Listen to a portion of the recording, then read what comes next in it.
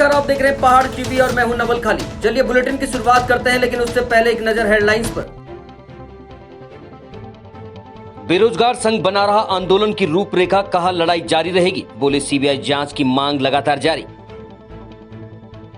गैरसैंण में 13 मार्च से 18 मार्च तक होने जा रहे विधानसभा सत्र की तैयारियां हुई शुरू। एम्स ऋषिकेश ने पहाड़ों में भेजी ड्रोन से दवाई, बना देश का पहला संस्थान। पर्यटन विभाग के 2 अधिकारियों पर लगे भ्रष्टाचार के आरोप, सरकारी पैराग्लाइडर निजी कंपनी को देकर मुनाफा कमाने के हैं आरोप। हरिद्वार के सिंचाई विभाग में अधिकारियों का गड़बड़ झाला आया सामने, मचा हड़कंप।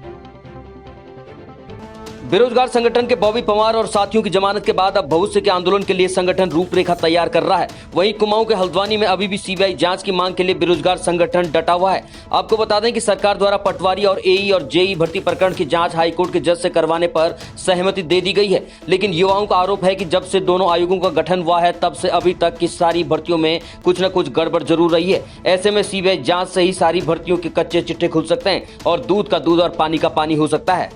जो हमारे सत्ताधारी हैं उनकी नीति या जो भी है वो उनको बदलनी पड़ेगी। अगर ऐसा नहीं होता है तो जनता उनको बदल लेगी, ये ज़्यादा विशेष ध्यान रहे। और ये जो लड़ाई है ये हम विगत 5-6 वर्षों से लड़ रहे हैं और इसमें आज जो ये कुछ निकल कर सामने आया है उस चीज़ का परिणाम है। और इस लड़ाई में प्रदेश का वो समस्त युवा जिसने प्रत्यक्ष अप्रत्यक्ष रूप से हमें सपोर्ट किया है, आज उन कारण से हम आज इस मुकाम तक पहुँचे हैं कि हम आगे इस लड़ाई को और आगे जाकर लड़ें और सब अभिभावक संगठनों को साथ में लेकर इस लड़ाई को लड़ा जाएगा। और प्रदेश भर में ये जन आंदोलन बन चुका है और इसे अब जन आंदोलन के रूप में ही लड़ा जाएगा। ये भर्तियाँ चाहे यूकेएसएससी की बात हो, यूकेपीएससी की बात हो या पहले यूबीटीआर, पंतनगर या विधानसभा में और सचिवालयों में जो ये गलत तरीके से नियुक्तियाँ हुई है, इन सब के खिलाफ ये मोर्चा खुला जा चुका है। और इस मोर्चे में अब आगे की लड़ाई में मैं प्रदेश की तमाम जनता से, सभी अभिभावकों से, मातृशक्ति से, हमारी बहनें, हमारे युवा वर्ग, उन सब से मेरा निवेदन है कि आप सब इस लड़ाई में अच्छी कड़ी बने और इस लड़ाई को अंजाम तक पहुंचाएं। आज जो भीड़ थी उस भीड़ ने हमारी और भी जिम्मेदारियां बढ़ा दी है और उस जिम्मेदारी को लेते हुए हम संकल्प लेते हैं और ये विश्वास अपने उत्तराखंड की देवतुल्य जनता को ये विश्वास दिलाना चाहते हैं कि इस लड़ाई को अंजाम तक पहुंचाया जाएगा, इस लड़ाई को अंतिम तक लड़ा जाएगा। इस लड़ाई को लड़ने के लिए हमारा संविधान, हमारा कानून हमें जिस प्रकार की भी इजाज़त देगा उस तरीके से इस लड़ाई को लड़ा जाएगा। आगामी 13 मार्च से 18 मार्च तक विधानसभा सत्र ग्रीष्मकालीन राजधानी गैरसैंण में आयोजित किया जा रहा है। भाजपा प्रवक्ता मनवीर चौहान ने बताया कि विपक्ष आरोप लगा रहा है कि सत्र कम दिनों का रखा गया है। उन्होंने कहा कि सत्र बिजनेस के आधार पर चलता है। माननीय मुख्यमंत्री जी की पूर्व की घोषणा के अनुरूप बजट सत्र को गैरसैंण में आयोजित किया जा रहा है और सरकार के द्वारा 13 मार्च से लेकर 18 मार्च तक विधानसभा सत्र की तिथि घोषित की गई है। और जिस प्रकार से अगर विपक्ष उसको मानता है कि कम अवधि का रखा गया है तो बिजनेस के हिसाब से ही विधानसभा की सत्र की तिथियां तय की जाती हैं और उसके बीच में कार्यमंत्रणा की बैठकें भी होती रहती हैं। और कार्यमंत्रणा की बैठक में अगर इस प्रकार का कोई प्रस्ताव आगे आता है या बिजनेस और होता है तो निश्चित रूप से उसकी अवधि भी बढ़ाई जा सकती है। इसलिए हमारी सरकार की बिल्कुल साफ मंशा है कि गैरसैंण के विकास के लिए और सरकार ने जो जिस तरह से पूरे उत्तराखंड के जन भावनाओं के अनुरूप बजट बनाने का जो मंतव्य रखा है और जनता से पूछ करके उनकी राय के अनुसार बजट को बनाने की जो कार्रवाई चल रही है उसकी मुझे लगता है कि उत्तराखंड के अंदर एक ऐतिहासिक बजट माननीय मुख्यमंत्री जी के नेतृत्व में पारित होगा। उत्तराखंड के साथ ही देश के मेडिकल इतिहास के लिए यादगार दिन बन गया है। मेडिकल एम्स ऋषिकेश में ड्रोन के जरिए पहाड़ी जिले टिहरी के लिए दवाई भेजी गई। 2000 मीटर की ऊंचाई पर उड़कर ड्रोन ने 29 मिनट में एम्स ऋषिकेश से टिहरी तक 3 किलो की दवाई का पैकेट ड्रॉप किया। एम्स ऋषिकेश देश के एम्स में पहला संस्थान बन गया है जो ड्रोन से दवाई डिलीवर कर रहा है। इस सफलता से एम्स ऋषिकेश का प्रबंधन भी खुश है। बागेश्वर के बमराड़ी हरिद्वारी चीना में बस और बाइक की जोरदार टक्कर हो गई, जहां बाइक सवार एक व्यक्ति की मौत हो गई, वहीं दूसरा बाइक सवार व्यक्ति गंभीर रूप से घायल हो गया। जानकारी के मुताबिक बागेश्वर से गरुड़ की ओर आ रहे एक अपाचे मोटरसाइकिल हरिद्वार चीना के पास गरुड़ से आ रहे केएमयू की बस से सीधा टकरा गई। टक्कर इतनी जबरदस्ती की बाइक के परखच्चे उड़ गए। वहीं एक बाइक सवार देवेंद्र कुमार की मौके पर मौत हो गई, दूसरा बाइक सवार नवीन चंद गंभीर रूप से घायल हो गया है। दुर्घटना हरिद्वार सीमा के पास हुई है। 2 व्यक्ति जिसमें से एक व्यक्ति का वहीं पर मौके बर्दाश्त में ही मौत हो गई और दूसरे जो है लेके आया बड़ा सीरियस हाल में था, उसका ट्रीटमेंट दिया गया और उसको रेफर किया गया जिला बागेश्वर। जिसका रेफर किया गया उसका नाम नवीन है और जिसका ये जो ब्रॉड डेड आया है, अभी उसको पंचनामा के लिए से ये पटवारी को फोन कर दिया गया है। अब खबर बागेश्वर के गरुड़ से है, जहां गरुड़ में तेज रफ्तार बाइक सवारों का आतंक लगातार बना हुआ है। यहां तेज रफ्तार बाइक सवार बाजार क्षेत्र में अत्यधिक तेज रफ्तार से बाइक दौड़ा रहे हैं, जो कि बाजार क्षेत्र में आए लोग इन बाइक सवारों के कारण भय के साये में हैं। लगातार क्षेत्र में आतंक का पर्याय बन रहे तेज रफ्तार बाइक सवारों की दहशत इस कदर हो चुकी है कि सड़कों पर उतरने से व्यापारियों सहित बाजार क्षेत्र में आए ग्रामीण हर पल भयभीत रहते हैं और अत्यधिक नाबालिग युवा तेज रफ्तार बाइक सड़कों पर दौड़ा रहे हैं। परेशान व्यापारियों ने पुलिस प्रशासन से बेलगाम बाइक सवारों पर कठोर कार्रवाई की मांग की है। पांडे इलेक्ट्रिक स्टोर गरुड़ का एक दुकानदार हूँ। मैं ये देख रहा हूँ कि दिन भर यहाँ पर नाबालिग बच्चे बिना हेलमेट के 3-3 सवारी लेके बाजार में बहुत तेजी से दौड़ रहे हैं और जिससे स्कूल आने जाने वाले छोटे छोटे बच्चों को खतरा हो रहा है और कई बार तो दुर्घटना होती होती बची है। अब हमने इनको 1-1 लाख की गाड़ी दी है, 1-1 लाख 1.5 लाख की गाड़ी, और बिना हेलमेट पहन के चला रहे हैं। दूसरे की जान को भी खतरा है। आए दिन ये गलियों में रोज कितने एक्सीडेंट हो रहे हैं, कितनी अपनी जान से हाथ धो रहे हैं। अब खबर सितारगंज से है, जहां सितारगंज में साइबर ठगी करने वालों ने पुलिस को ही अपना निशाना बना लिया है। दरअसल सितारगंज कोतवाली में तैनात हेड कांस्टेबल नगेंद्र यादव की गूगल आईडी किसी अज्ञात व्यक्ति द्वारा हैक कर परिजनों और रिश्तेदारों से व्हाट्सएप ईमेल द्वारा मैसेज किए गए और पैसों की मांग की गई, जिसकी सूचना मिलने पर नगेंद्र यादव ने कोतवाली में तहरीर दी। पुलिस ने मामले की छानबीन की तो अपराधी की लोकेशन राजस्थान में मिली है। पुलिस ने अपनी टीम राजस्थान भेजी, जहाँ सीसीटीवी फुटेज की मदद से आरोपी को काफी मशक्कत के बाद गिरफ्तार कर लिया गया।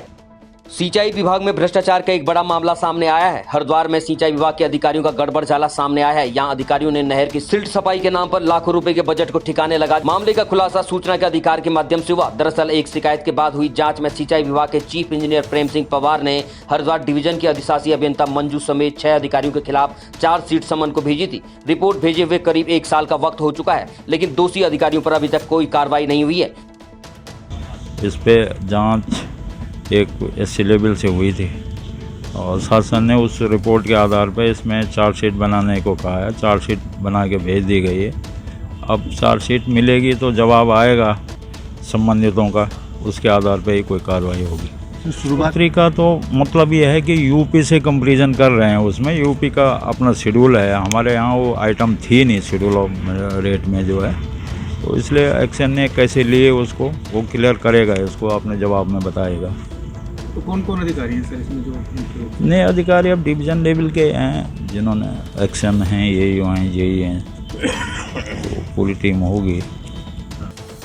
उत्तरकाशी के मुख्य विकास अधिकारी गौरव कुमार ने बुधवार को भारत सरकार की महत्वाकांक्षी योजना जल जीवन मिशन की बैठक ली। बता दें कि जल जीवन मिशन के अंतर्गत प्रथम चरण के 748 योजनाओं के कार्य पूर्ण हो चुके हैं। वहीं दूसरे चरण में 506 योजनाओं के सापेक्ष 473 योजनाओं के कार्य गतिमान है। मुख्य विकास अधिकारी ने कहा कि हर घर को जल और नल उपलब्ध कराना सरकार की प्राथमिकता है। मसूरी में एनजीटी द्वारा मसूरी धोबी घाट झील से पेयजल के टैंकरों के माध्यम से होटलों में आपूर्ति पर रोक लगाए जाने के बाद अब मसूरी के क्यारकुली भट्टा ग्राम पेयजल की कमी को दूर करने के लिए अपने कदम आगे बढ़ाए हैं। एनजीटी के एक आदेश द्वारा झील के निकट पानी टैंकरों से मसूरी के होटलों में, होमस्टेओं में, रेस्टोरेंट्स में व्यवसायियों को देना प्रतिबंध लगा दिया गया था। उस आदेश के अनुसार मसूरी का कोई भी टैंकर वहाँ से पानी भरकर बेच नहीं सकता था। इससे मसूरी की जनता के बीच पानी की हाहाकार थी। होटल स्वामी, होमस्टे स्वामी सभी परेशान थे, व्यापारी प्रतिष्ठान परेशान थे कि आगामी सीजन में कोरोना की 2 साल के बाद जो एक सीज़न आ रहा है, इस सीज़न में कहीं पानी की कमी की वजह से पर्यटकों पर असर तो नहीं पड़ जाएगा, अर्थव्यवस्था खराब तो नहीं हो जाएगी और साथ में युवा बेरोजगार तो नहीं हो जाएंगे। के अंदर 3 स्रोत का चयन किया है, तो उन स्रोतों की जो लीगल फॉर्मेलिटीज़ है, जैसे वाटर टेस्टिंग वगैरह, उनका डिस्चार्ज मेजरमेंट वगैरह, वो चीज़ों की कार्रवाई चल रही है। वाटर टेस्टिंग हमारी कंप्लीट हो चुकी है, डिस्चार्ज मेजरमेंट भी हम लोगों ने अभी ले लिया है। उसके बाद जो टैंकर रेगुलेशन के लिए जो पॉलिसी बनानी है, वो पॉलिसी पे हम लोग फ्रेम आउट कर रहे हैं उसको, तो जल्दी टैंकर रेगुलेशन के लिए हम पॉलिसी बनाएंगे अभी।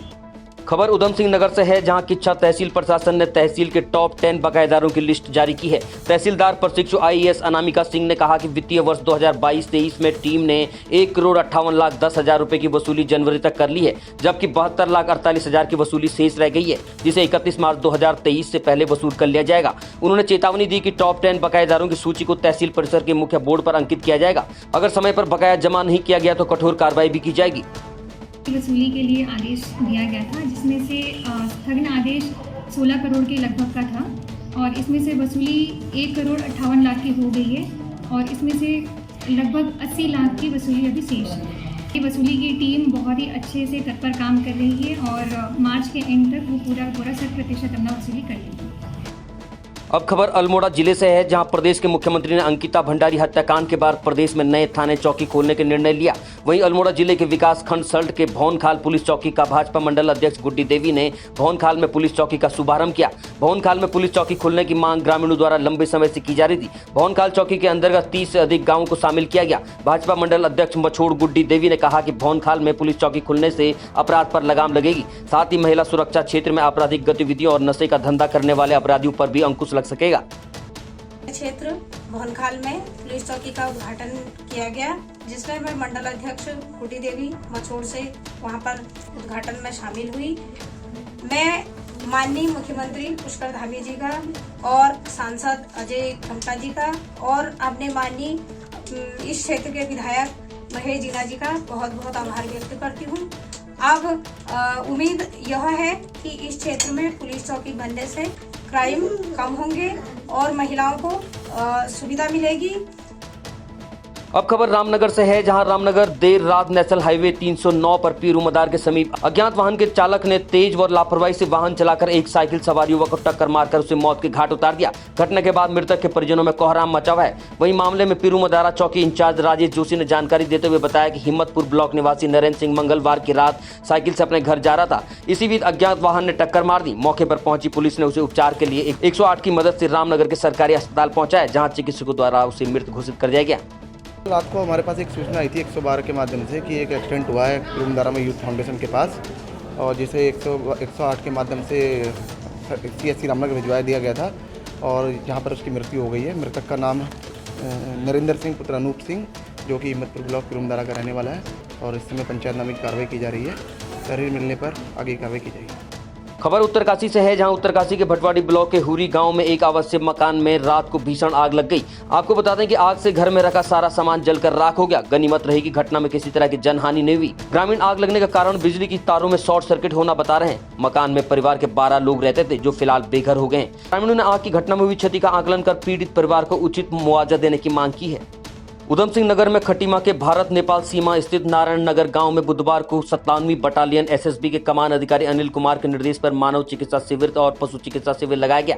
शिविर में सीमावर्ती ग्रामीणों का निःशुल्क प्रशिक्षण कर दवा वितरण की गई। आपको बता दें कि सीमावर्ती क्षेत्रों में निवास करने वाले गरीब और जरूरतमंदों को सहयोग और जागरूक करने के लिए समय समय पर नागरिक कल्याण कार्यक्रम के तहत SSB द्वारा विभिन्न प्रकार के जन कल्याणकारी कार्यक्रम चलाए जाते हैं।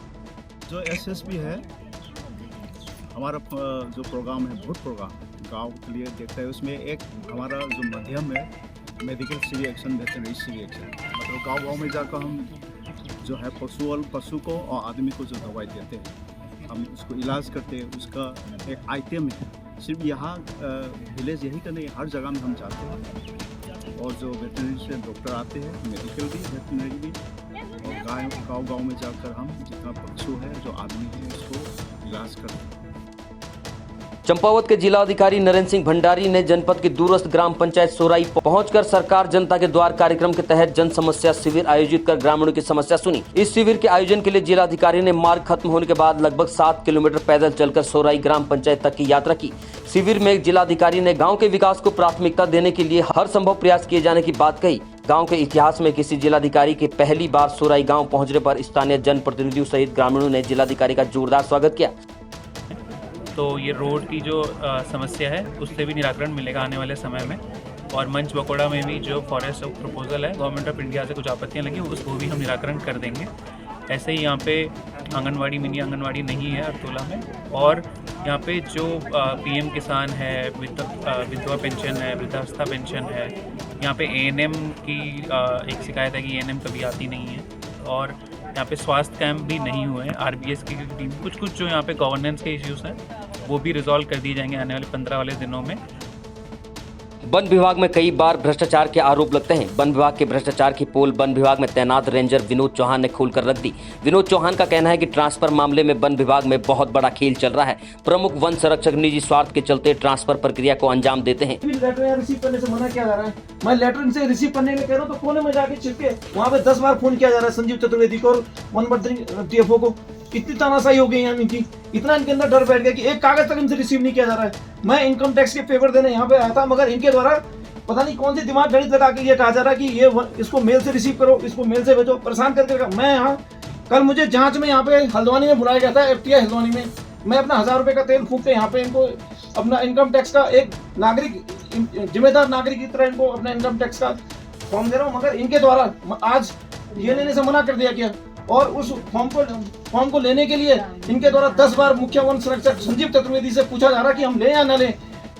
अब खबर उत्तराखंड के पर्यटन विभाग से है, जहां 2 अधिकारियों पर भ्रष्टाचार के आरोप लग रहे हैं। दरअसल सरकारी उपकरणों को निजी व्यक्ति को देकर मोटा माल कमाने के यहां आरोप लग रहे हैं। दरअसल यहां एयरो स्पोर्ट्स एक्सपर्ट के पद पर तैनात शंकर बोरा और साहसिक विंग अपर मुख्य कार्यकारी अधिकारी कर्नल अश्विनी पुंडीर पर आरोप है कि इन्होंने विभाग का पैराग्लाइडर एक निजी company Himalayan Griffin Kotabagh Nainital को बिना किसी विभागीय अनुमति के दे दिया, जिससे प्राइवेट कंपनी द्वारा मोटा माल कमाया गया। ऐसे में स्वाभाविक है कि पैराग्लाइडिंग कंपनी ने इन सरकारी पैराग्लाइडर से पैसा कमाया होगा, तो इसका हिस्सा अधिकारियों को भी दिया होगा।